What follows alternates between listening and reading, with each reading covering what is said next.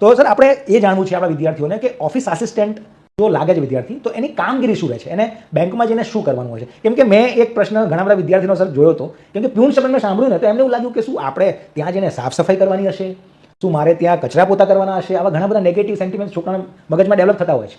તો ખરેખર એમની કામગીરી શું હોય છે આજના સ્ટેજમાં એક ઓફિસ આસિસ્ટન્ટ લાગ્યા પછી?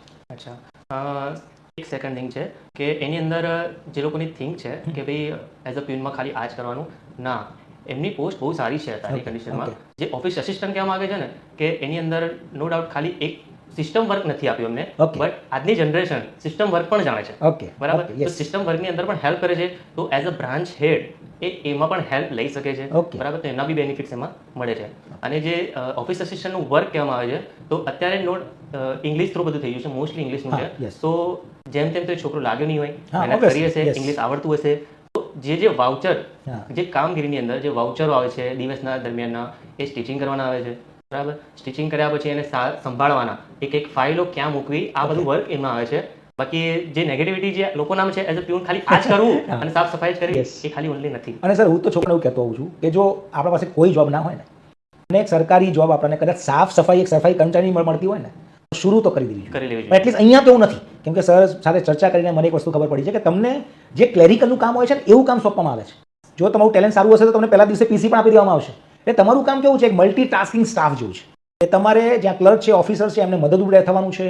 તમારે જે પોસ્ટ આવે છે એને થોડું સોર્ટિંગ કરવાનું હોય છે. ત્યાં કસ્ટમર્સ જે આવે છે એમને હેલ્પ કરવાની હોય છે કે ચેક કેવી રીતે ભરવો, જમા ક્યાં કરવો, કેશ માટે ક્યાં જવું, કોને મળવું, આ બધા તમારા મેઇન કામ હોય છે.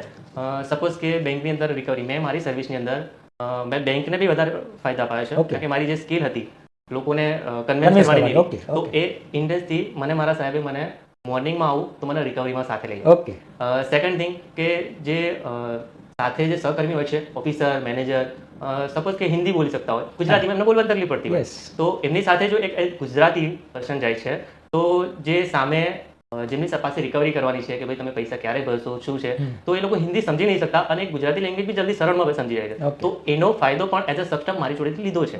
અને હું રિકવરીમાં જતો હતો અને મોર્નિંગથી માંડીને ઇવનિંગ સુધી રિકવરીની સાથે ફરતો હતો. તો નોટ ઓનલી વર્ક, ઓનલી સાફ સફાઈ, બરાબર છે, સાથે સાથે રિકવરી છે, અધર સોર્સ ઘણા છે કે તમે બિઝનેસ કેવી રીતના વધારો છો, એની અંદર બી આજના ટાઈમમાં સબસ્ટાફની વધારે ભૂમિકા રહેલી.